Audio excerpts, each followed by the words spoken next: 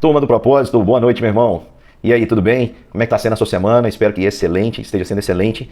Nós estamos juntos aí no propósito, nosso propósito.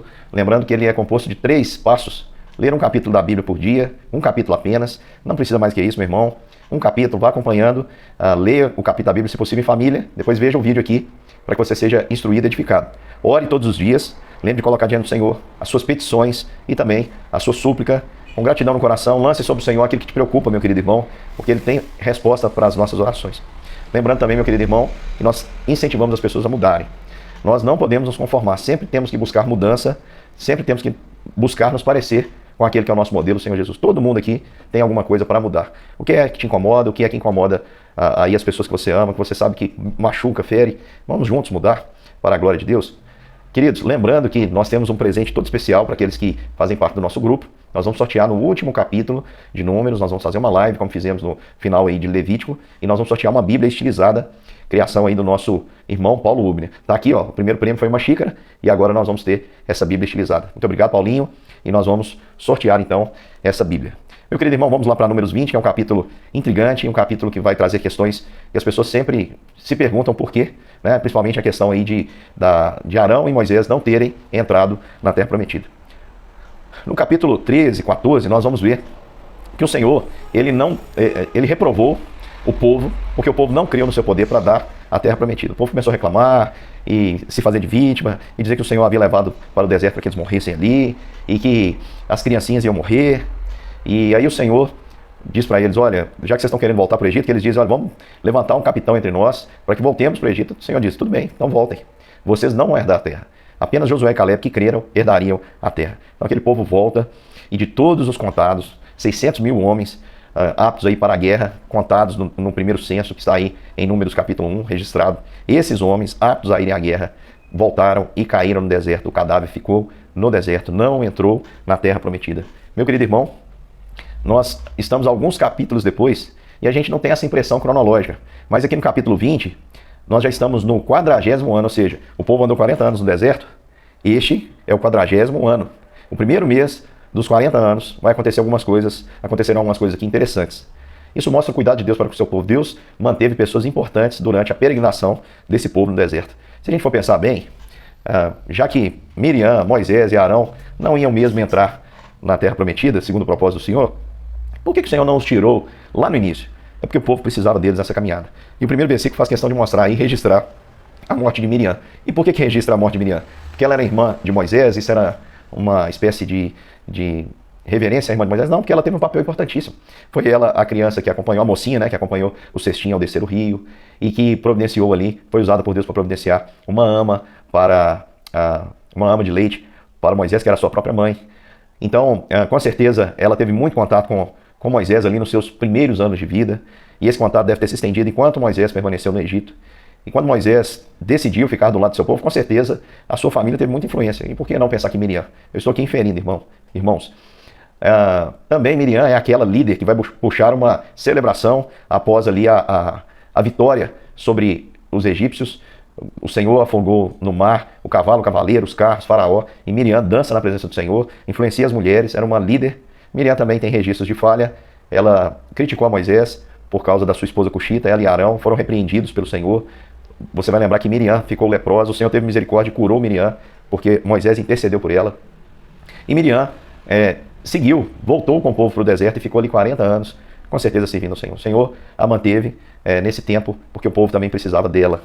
E aqui, nós estamos já no finalzinho, no 40º ano, o Senhor já tinha sustentado o povo todo esse tempo, não faltou nada, mas o povo não parava de reclamar. Por quê? Porque nós somos, irmãos, extremamente insatisfeitos. O Senhor pode prover para nós tudo hoje. Amanhã, se faltar alguma coisa, nós estamos reclamando, nós estamos murmurando, somos ingratos por natureza. Precisamos lutar contra a nossa natureza e colocar cada dia mais o Espírito do Senhor em nós, que gera em nós gratidão.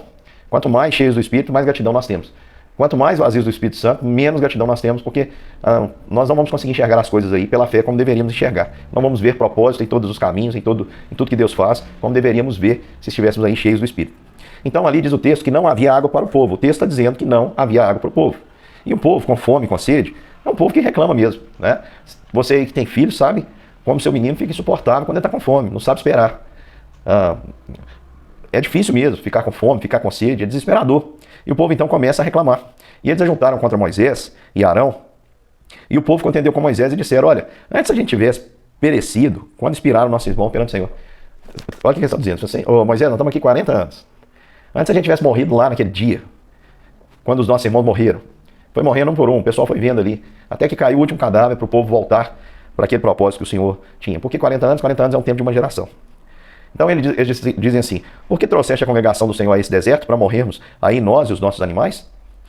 E por que nos fizeste subir do Egito para nos trazer a este mau lugar, que não é de cereais, nem de figos, nem de vides, nem de romã, nem de água para beber? Detalhe, pessoal, quem está reclamando aqui são pessoas que nem sabem o que era o Egito. Porque quando saíram de lá eram ainda crianças, tinham menos, ou jovens, tinham menos aí do que a idade própria para ser um militar. Todos que foram alistados naquele censo morreram. E os jovens, as crianças, são os que estão aqui e não lembram muito bem do que era o Egito, do sofrimento do Egito, e começam a fantasiar, dizendo assim que lá era melhor. Só que eles nem sabem o que é. Eles estão desejando o que eles nunca tiveram, achando que o que eles nunca tiveram é que vai fazê-los felizes. É a mesma fantasia que as pessoas têm hoje. Eu vejo muito pai dizendo assim, né? Eu preciso lutar para dar isso para o meu filho, para que ele seja feliz. Eu quero dar para o meu filho o que ele nunca teve. Então como é que você sabe que seu filho vai ser feliz se ele tiver, se você nunca teve? Né? É uma pergunta que a gente tem que fazer. E lembrar que, definitivamente, a minha felicidade, o meu contentamento, não pode estar ligado a uma condicionante. Eu não posso dizer que se isso acontecer, se eu tiver isso, eu serei feliz. Não, porque a verdadeira felicidade e contentamento, ela vem pela fé e ela se baseia naquilo que não muda, naquilo que não pode ser roubado, naquilo que não perde seu valor, que é em Deus, na sua presença e, claro, no seu Espírito que nos habita. Então, queridos, olha só, o povo começa a fantasiar algo que nunca existiu. Lá no Egito, nós e os nossos animais, aqui eles têm animais, escravo tem alguma coisa, pessoal? Escravo não tem posse. Lembra disso? Quem era escravo não tinha nada, tudo que ele tinha era do Senhor. Então eles não tinham posses, eles não tinham animais, eles não tinham liberdade, eles só trabalhavam. Era um sofrimento tão grande que o povo clamou ao Senhor, o Senhor levantou um libertador. E eles começam ali a murmurar. Eu já falei isso aqui também muitas vezes. Toda vez que a gente tem um problema, é muito mais fácil a gente transferir, né, a responsabilidade, a gente culpa, a gente aponta o dedo para alguém. E se a gente está chateado com Deus, geralmente a gente procura um representante dele ali para culpá-lo. E para que ele seja o para-raio. Certa vez alguém me perguntou assim, pastor, qual é a coisa mais difícil de ser pastor? E eu falei, a coisa mais difícil de ser pastor é que você recebe culpa por aquilo que você não tem, né, responsabilidade. Como já aconteceu comigo, algumas situações, certa vez eu estava viajando e uma pessoa ficou chateada e falou comigo, olha pastor, eu estou muito chateado com o senhor porque a minha mãe morreu e o senhor não estava próximo. E não tinha como, eu estava fazendo uma viagem, estava longe, a mulher morreu de repente. E então assim, como é que eu vou lidar com essa chateação? Mas a pessoa estava magoada porque Deus havia tirado uma pessoa querida e ela procura logo em alguém que o representa para transferir culpa. É o que estava acontecendo aqui com Moisés e Arão. E aí o que Moisés e Arão fizeram? Começaram bem. Diz o texto que Moisés e Arão foram diante do povo para a porta da tenda da congregação, colocaram o rosto no chão e falaram, Senhor, nos ajuda que nós não sabemos fazer. Colocar o rosto no chão, irmão, se prostrar, significa um sinal de humilhação e dependência. E diz o texto, isso aconteceu diversas vezes. Toda vez que Arão e Moisés se prostravam, a glória do Senhor vinha. A glória do Senhor vinha. E a glória do Senhor apareceu mais uma vez. E o Senhor disse a Moisés e a Arão.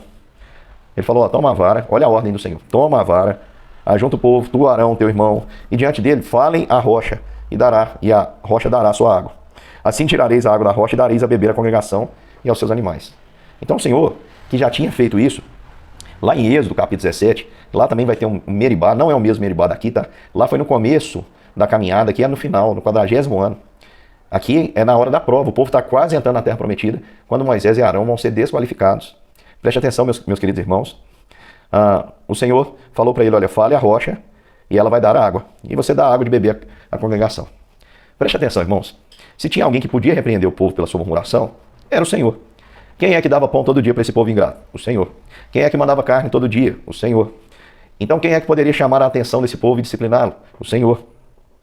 Sempre que o Senhor precisou defender Moisés e Arão, ele não fez. Moisés nunca precisou ir ficar se defendendo, porque o Senhor vinha com a sua glória e o defendia. Defendia até mesmo contra Miriam e Arão. Só que Moisés, um homem experiente, toma uma decisão ruim, juntamente com seu irmão Arão, e que muitas vezes as pessoas interpretam de maneira errada. Você já deve ter visto alguém dizer que Moisés não vai entrar. Não entrou porque ele bateu na rocha. E a rocha representa Cristo. Em Êxodo 17 também a rocha representa Cristo. E lá o Senhor manda Moisés ferir a rocha. Vamos ver por que Moisés não entrou? A Bíblia nos fala isso de uma maneira clara. Diz o texto que Moisés então tomou a vara diante do Senhor, como ele tinha ordenado. Moisés e Arão reuniram o povo diante da rocha. E o problema de Moisés foi o que ele falou. Porque a boca fala do que o coração está cheio. A boca fala do que o coração está cheio. E naquele momento ali, Moisés foi soberbo. Moisés não glorificou o nome do Senhor, nem ele e nem Arão. E ele não ouviu a instrução do Senhor. Vamos lembrar que Deus é um Deus zeloso. Quando ele mandava as pessoas fazerem o que ele havia mandado, era para fazer literalmente aquilo que ele havia mandado. Não acrescentar, não inventar, era para se ater àquilo que ele havia dito. O Senhor só mandou Moisés, olha só, versículo 8. Toma a vara, pega a vara, vai você e Arão, teu irmão, fala diante do povo. Fala a rocha, vai dar água, e o povo vai beber. O povo está com sede, vai beber água e vai também dar água aos animais. O Senhor havia decidido, nesse momento de sede do povo, demonstrar a sua misericórdia e não o seu juízo. Porque o Senhor é quem tem o direito de exercer o juízo. Como eu falei, é Ele que dá o pão, é Ele que proveu tudo para esse povo durante a sua caminhada, durante a sua peregrinação. Nuvem de dia, coluna de fogo à noite, carne, tudo que o povo precisou, eles tiveram. Então, quem podia repreender era o Senhor. E o Senhor não mandou Moisés repreender o povo. E Moisés fez isso porque foi arrogante. E agora ele diz assim, rebeldes, porventura faremos sair água dessa rocha para vós outros? Olha só, rebeldes, ele chama o povo de rebeldes. O Senhor mandou falar isso? Não mandou. Porventura faremos, quem? Eu e Arão? Faremos sair água dessa rocha para vós outros?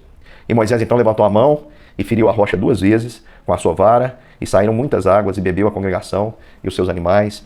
Moisés deu lugar à soberba por causa da ira. Ele vai dizer isso muitas vezes, ele vai lamentar esse fato muitas vezes. Por exemplo, nós vamos ver isso lá na frente, lá em Deuteronômio, capítulo 4, versículo 21, ele vai dizer assim, também o Senhor se indignou contra mim por vossa causa. Ele falou, vocês me fizeram raiva, e eu agi assim. E jurou que eu não passaria do Jordão. E quando o Senhor fala, irmãos, o Senhor não volta atrás. Olha só, versículo 24, ele vai lembrar o povo, olha, tomem cuidado, porque o Senhor teu Deus é fogo que consome, é Deus zeloso. Ele vai falar várias vezes que ele clamou ao Senhor, e o Senhor teve que dizer para ele, basta Moisés, não me fale mais nisso, você vai ver a terra, mas você não vai entrar. O Senhor permite que ele veja, mas ele não vai entrar. Qual foi o erro de Moisés? Não foi, portanto, meu querido irmão, o erro de Moisés não foi, portanto, naquilo que ele fez, mas sim naquilo que ele falou. Pastor, tem mais uma base bíblica para provar isso? Tem. O Salmo de número 106. Salmo de número 106 vai dizer o seguinte. Salmo de número 106, versículo 32 e 33. Depois o indignaram nas águas de Meribá, e por causa dele sucedeu mal a Moisés. Pois foram rebeldes ao Espírito de Deus, e Moisés falou irrefletidamente. Então, o Senhor pediu a Moisés para falar a rocha, e Moisés se dirigiu ao povo. Era para Moisés ter falado da rocha, para que a rocha desse água ao povo que não merecia, porque isso é graça. Então, Moisés não santificou o nome do Senhor. Diz o texto que o Senhor disse a Moisés e a Arão, olha, visto que vocês não creram em mim, não acreditaram, vocês acharam que eu não sou assim, eu sou misericordioso, eu sou longânimo, eu dou água para quem não merece, para quem reclama. Pode ver, meu irmão. Se Deus fosse te atender só quando você não reclamasse, o que você teria? Você não murmura não? Você não reclama não? E o Senhor não continua te sustentando? Olha o quanto você é insatisfeito. Olha o quanto você é um poço de insatisfação. Olha como é difícil te agradar. Nada tá bom, né? Como nós reclamamos, murmuramos. E o Senhor continua te abençoar. Então quer dizer que o Senhor é conivente? Não. Tem um limite, meu querido irmão. Qual é o limite? Ele coloca. Não é você. A sua ira não produz a justiça de Deus. A ira do homem não produz a justiça de Deus. Moisés tinha que entender o seu lugar. Moisés era apenas um porta-voz. Ele não podia fazer ou falar aquilo que o Senhor não havia ordenado que ele falasse ou fizesse. E é por isso que o Senhor chega a Arão e a Moisés e diz, olha, visto que vocês não creram, não santificaram o meu nome diante dos filhos de Israel, eu não farei você entrar com este povo na terra que lhe dei. São estas as águas de Meribá, porque os filhos de Israel contenderam com o Senhor e o Senhor se santificou neles. O Senhor tinha dito que ia fazer isso. Por que Moisés falando? Faremos, pois, sair água desta rocha para vós outros? O Senhor já tinha dito que faria. Então Moisés, ele não santificou o nome do Senhor. Por quê? O Senhor queria, nessa situação, eu acredito, deixar o povo constrangido pela sua graça, pela sua misericórdia, pelo seu amor. Levar essas pessoas ingratas a reconhecerem ali, pelo menos naquele momento da provisão, que o Senhor é bom e que a sua misericórdia dura para sempre. No entanto, Moisés, irrefletidamente, depois de ter suportado tantas coisas, baixou o escudo, baixou a guarda, errou e ficou para trás. Também não entraria na terra que o Senhor prometeu dar descanso. E por que o Senhor fez isso? Porque o Senhor puniu todos os que não creram. Só salvou Josué e Caleb. Só salvou Josué e Caleb. Que confiaram. Até o próprio Moisés duvidou. E tudo é possível ao que crer. Mas sem fé, irmãos, a Bíblia diz que é impossível agradar a Deus. E eu só queria lembrar aos irmãos que tem uma parte na Bíblia que Moisés parece ser mais arrogante que aqui.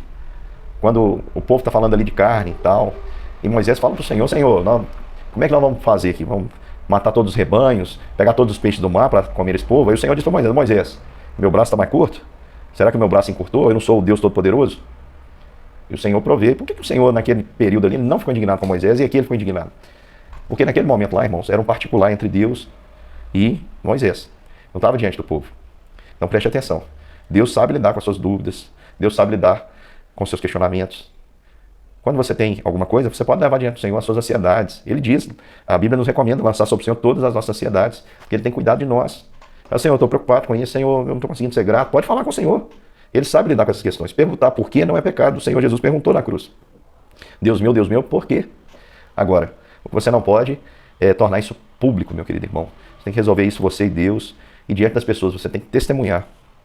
Você tem que exercer a sua fé, mostrando que o Senhor é poderoso para fazer infinitamente mais do que tudo pedimos ou pensamos. No restante do texto, vai mostrar que Edom não permite o povo ali atravessar. Edom, vamos lembrar que eram descendentes de Esaú. Por isso o povo de Israel manda um recado assim, olha, versículo 14. Assim diz o teu irmão Israel, bem sabes, todo o trabalho que nos tem sobrevindo, nós somos escravos no Egito, estamos peregrinando, queremos só passar, não vamos gastar com nada. Se um boi beber água aí, nós vamos pagar.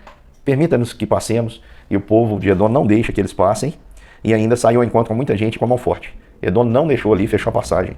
E eles não conseguem então passar por Edom. Seria um caminho mais curto. E eles partem então, e aqui há o registro de uma outra morte, a morte de Arão. Que aí você pode perguntar assim, pastor, como é que a gente sabe que esse é de fato o 40º ano, que no texto aqui não fala nada? Vai dizer para nós, a gente pode fazer esse cálculo da seguinte forma. Nós sabemos aí que Miriam morreu alguns meses antes da morte de Arão. Então Miriam morreu aqui no primeiro mês, e Arão, o texto vai dizer que ele vai morrer no 5º mês, se eu não me engano. E o que o texto também vai nos dizer, está lá acho que número 33, 37 a 39, lá no finalzinho nós vamos repetir para ver. E Arão morre com 123 anos. Miriam parece que era a mais velha dos três, e Moisés morre com 120 anos de diferença. Moisés também nesse mesmo ano, no 40º ano, irá morrer. O Senhor então recolhe aqui Arão. E mais uma vez eu cito que o Senhor sustentou Arão por mais 40 anos e ele foi extremamente importante na história do povo de Israel. Perfeito? Não, mas importante. Mas usado pelo Senhor. E aqui vai acontecer o que o Senhor já havia previsto. Ele sobe ao Monte Or. O seu filho Eleazar vai ficar no seu lugar como sumo sacerdote. Ele vai tirar as roupas ali de Arão, passar para o seu filho. E Arão então é recolhido. E o povo lamenta. É um homem tão importante que o texto diz que eles choram 30 dias, versículo 29, já choram 30 dias pela despedida desse querido irmão. Quero aplicar isso. Nós estamos peregrinando, irmãos. Nossa passagem aqui é temporária. Nós vamos para uma terra comprada pelo sangue do Senhor Jesus. Uma terra perfeita. Uma terra onde não haverá morte, não haverá dor, não haverá choro. Lá nós viveremos a plenitude de todas as bênçãos que o Senhor Jesus conquistou para nós na cruz. Enquanto nós não chegamos lá, irmãos, o Senhor vai nos sustentando, colocando na nossa frente pessoas importantes nessa peregrinação. E essas pessoas vão sendo recolhidas. E são recolhidas na medida que elas terminam aqui a sua missão. Miriam terminou, Arão terminou, Moisés vai terminar. E vai passar o bastão aí para Josué, para que ele continue. E nós estamos assim. Eu tenho orado muito ao Senhor pela geração que está vindo, para que seja uma geração muito melhor do que a nossa. Por isso a gente tem investido muito com as crianças, ensinado as crianças, lutado para que elas conheçam o Senhor, para que elas tenham uma vida com o Senhor, para que seja uma geração não como a nossa, que falhou. Nós falhamos, irmãos. Nós poderíamos ter feito o nome de Jesus conhecido, não fizemos. Que a próxima geração faça. E mais, meu querido irmão, na sua caminhada, não deixe de crer. Porque quem crê vê a glória de Deus. Agora, aquele que duvida, não deve pensar que vai ver a glória de Deus. Vai ficar sem graça diante de Deus por não ter crido, porque o Senhor, no final de todas as coisas, de toda a caminhada, vai mostrar de alguma forma o seu poder. Então, eu sei que muitas vezes a situação parece ser sem saída. Os gigantes parecem grandes demais, os problemas parecem grandes demais. E as soluções parecem ser ineficazes. Né? E muitas vezes nós não sabemos nem o que fazer, nem como fazer. Mas eu quero dizer para você, creia no Senhor. E obedeça ao Senhor. Se você tiver opção entre fazer algo que é errado e não fazer, não faça. Espere no Senhor. O Senhor nunca deixa uma opção para o cristão que seja pecar. Não tem como você dizer assim, eu não tinha que fazer, eu tive que fazer isso. Não. Sempre há uma saída da parte do Senhor. Portanto, creia no Deus que sempre, quando você se humilha, manifesta a sua glória. Você não sabe o que fazer em determinada situação, meu irmão? Faça como Moisés e Arão. Coloque o rosto no chão, clame ao Senhor. Ele há de mostrar a você, e quando ele mostrar, faça apenas o que ele disser. Nós ficamos por aqui, um grande beijo e até amanhã.